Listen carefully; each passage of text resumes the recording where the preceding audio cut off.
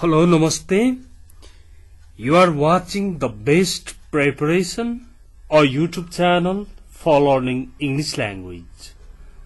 Please don't forget to subscribe this channel, share it to your friends, like and comment. Okay, now let's see today's topic. Be verb. Be verb भन्छ is am are हरु पढाइ भएको छ भन्ने पनि हुन सक्छ तर बी भित्र नै is am are was were be been सबै बी verb बाट नै सुरु भएका हुन्छन् यसैका रूपहरु फर्म्सहरु हुन् र बी verbs को बारेमा आज डिटेलमा जान्नु पर्ने दिन छ बी verb मात्र स्टडी गर्यो भने पनि अंग्रेजीको धेरै कुरा जान्ने बन्न सकिन्छ अब बी verb भनेको चाहिँ कसरी प्रयोग हुन्छ के हो त्यसकै भिडियो आज चाहिँ बनाइएको छ यसमा हेर्नु है युज अफ बी को प्रयोग भनेको छ तर यहाँ इज छ यहाँ एम छ खै त बी भन्दाखेरि यो इज एम पनि त बी हो भन्ने कुरा जान्नु पर्छ अब इट इज कोल्ड टुडे आज जाडो छ आज चिसो छ ओके यो आजको कुरा हुँदा इज आयो या यस्टरडे हिजो हिजोको कुरा हुने बित्तिकै वाज भयो हेर्नुहोस् है यही इज को पास्ट वाज पनि हो इट वाज हट यस्टरडे हिजो गर्मी थियो हिजो तातो थियो गर्मी थियो hot Okay, I'm happy today. म आज खुशी छु. I'm happy today. भनेपछि is, am, are present tense मा प्रयोग हुँदो रहेछ अनि was, were पास्ट टेन्स मा प्रयोग हुँदो रहेछ बीतेको कुरा सकिएको कुरा गर्नमा आउँदो रहेछ फेरि अर्को स्लाइड हेरौं अलिक प्रष्ट हुन्छ I am watching the movie म चलचित्र हेर्दै छु I am watching the movie my mom is making tea मेरो आमा चिया बनाउँदै हुनुहुन्छ my dad is taking a bath मेरो बुवा नुहाउँदै हुनुहुन्छ यी सबै सेन्टेन्समा एउटा के कुरा कमन छ भन्दा छु मा छ आएको छ हुनुहुन्छ हुनुहुन्छ त्यो छ आउने टेन्स नै प्रेजेन्ट टेन्स हो त्यही भएर प्रेजेन्टमा चाहिँ इज एम आर लागिरहन्छ आई एम वाचिङ द मुभीमा पनि एम लाग्यो my mom is making tea भन्दा इज आयो my dad is taking a bath भन्दा पनि इज को प्रयोग भयो ओके अझ बी र बीनकै प्रयोग पनि यो भिडियोको लास्ट तिर दिएको छ नछुटाउनु होला अब यहाँ हेर्नुस् त ही इज प्लेइङ फुटबल ऊ फुटबल खेल्दै छ they are waiting for me तिनीहरू मलाई पर्खिरहेका छन् I am going to college म कलेजतिर जाँदै छु यी सबै प्रेजेन्ट टेन्सकै वाक्यहरू हुन्, प्रेजेन्ट कन्टिन्युअस टेन्समा छन्। दे भनेको धेरैजना बुझाउने हो, त्यही भएर देसँग आर लाग्यो। They are waiting for me भनेपछि they are coming, they are dancing, they are fighting, जे पनि बनाउन सक्ने बन्नुपर्छ। ओके, अब यस्तै गरेर पास्ट टेन्सको कुरा गरौं।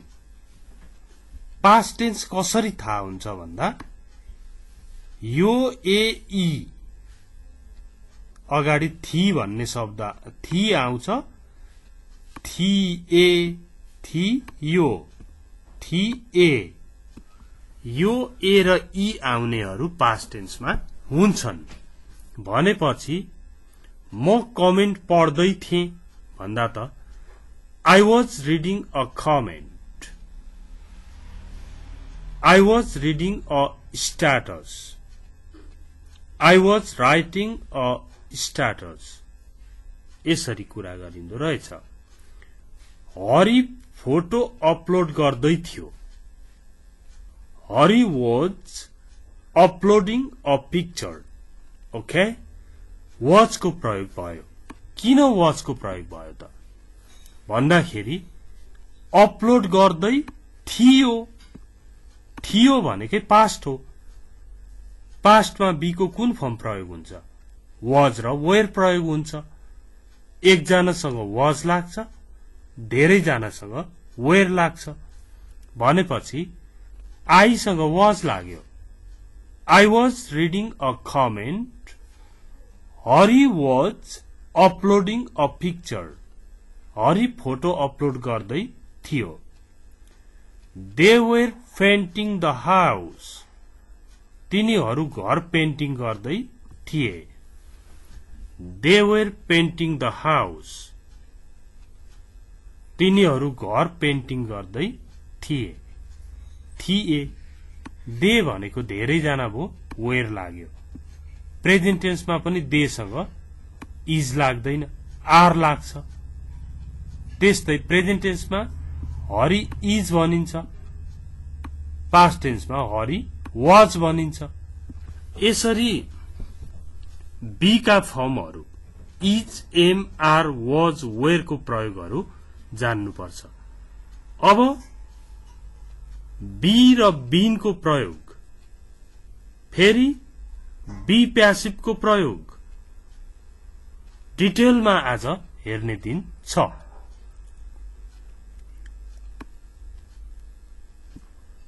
अब हेर्नु है, बी को प्रयोग हेर्नुहोस्। बी, यहाँ पनि बी, अर्को पनि बी। म तिमीलाई पर्खिरहेको हुनेछु। I will be waiting for you. Okay? I will be waiting for you. म तिमीलाई पर्खिरहेको हुनेछु। ऊ अंग्रेजी सिकिरहेको हुनेछ। He will be learning English. He will be learning English. Okay? अब तिनीहरू सामानहरू प्याक गर्दै हुनेछन्। They will be packing goods. Okay? They will be packing goods. तिनीहरू सामानहरू प्याक गर्दै हुनेछन्। यसरी बी को प्रयोग पढ्यो हामीले। यसपछि बीन को प्रयोग पढौं। अब बीन, म कथा पढ्दै आएको छु भनेको म कथा पढिरहेको छु होइन। म कथा पढिरहेको छु भन्दा त I am reading a story हुन्छ। तर म कथा पढ्दै आएको छु, लामो लामो कथाहरू पढ्दै आउने, हप्तौं हप्ता पढिरहने पनि हुन सक्छ। त्यस्तो बेलामा I have been reading a story म कथा पढ्दै आएको छु। ऊ बस चलाउँदै आएको छ। ऊ बस चलाउँदैछ अहिले। ही इज ड्राइभिङ अ बस हुन्छ, तर चलाउँदै आएको छ। लङ टर्म उसको काम त्यो छ। He has been driving a bus. ऊ बस चलाउँदै आएको छ। त्यस्तै तिनीहरू लसुन रोप्दै आएका छन्। They have been planting garlic. Okay? They have been planting garlic. तिनीहरू लसुन रोप्दै आएका छन्। 2 घण्टा भो, 4 घण्टा भो, 2 दिन भो, त्यस्तो खालको सेन्टेन्सहरुमा have been, has been को प्रयोग, had been को प्रयोगहरु हुन्छ। अब had been को प्रयोग, म तिनीहरूलाई पढाउँदै आएको थिएँ। I had been teaching them. I had been teaching them. म तिनीहरूलाई पढाउँदै आएको थिएँ। त्यसपछि रोकियो। के भयो त्यस्तो कुराहरू बताउनलाई चाहिँ had been plus before अथवा ing फर्म प्रयोग गरिन्छ। ऊ यहाँ काम गर्दैको थियो। He had been working here. ऊ यहाँ काम गर्दै आएको थियो। तिनीहरूले हामीलाई सहयोग गर्दै आएका थिए। They had been helping us. Okay? They had been helping us. तिनीहरूले हामीलाई सहयोग गर्दै आएका थिए। अब अहिलेसम्म हामीले बी भर्बको is, am, are, was, were, be र बीन पढ्यौं। अब बी प्यासिभको कुरा गरौं। बी प्यासिभ भनेको के हो, गेट प्यासिभ भनेको के हो, यसको बारेमा त हामीले धेरै कुराहरू जानिसकेको हुनुपर्छ। यो बी प्यासिभ भनेको चाहिँ जस्तो इज, एम, आर प्लस भी3 हुन्छ प्रेजेन्टमा। भी1 र भी5 हुँदा इज, एम, आर प्लस भी3 हुन्छ। भी2 हुँदा वाज, वेयर प्लस भी3 हुन्छ। प्रेजेन्ट पर्फेक्टको प्यासिभ बनाउँदा हैव, हैज बीन प्लस भी3 हुन्छ। पास्ट पर्फेक्टको प्यासिभमा चाहिँ had been plus भी3 हुन्छ। अनि will, would, shall, should, can, could, may, might, must जे लागेको छ त्यसको पछाडि बी थप्ने भी3 गर्यो भने त्यो सेन्टेन्सको प्यासिभ बन्छ। त्यस्तै would have, should have plus भी3 छ भने त्यसको passive would have been plus भी3, should have been plus भी3, might have been plus भी3, may have been plus भी3 त्यसरी बनाइछ। अब यसको पनि फर्मुला यही हो। एक्जाम्पल्स हेरौं। You are requested to book the hall. यहाँ आर आयो, बी आयो, रिक्वेस्टेड भनेको भी3 आयो। हजुरलाई हल बुक गर्नको लागि अनुरोध गरिएको छ। She is helped by Ram. उनलाई रामद्वारा सहयोग गरिन्छ। हो, The books were written by her. ती किताबहरू उनीद्वारा लेखिएका थिए। A new rule has been applied. नयाँ नियम लागू गरिएको छ। नयाँ नियम लागू गरिएको छ। यो चाहिँ बी प्यासिभको कुरा हो। खासमा तपाईले इजेम, आर, वाज, वेयर, बी र बीनको कुरा बुझ्नुभयो भने ठीक छ।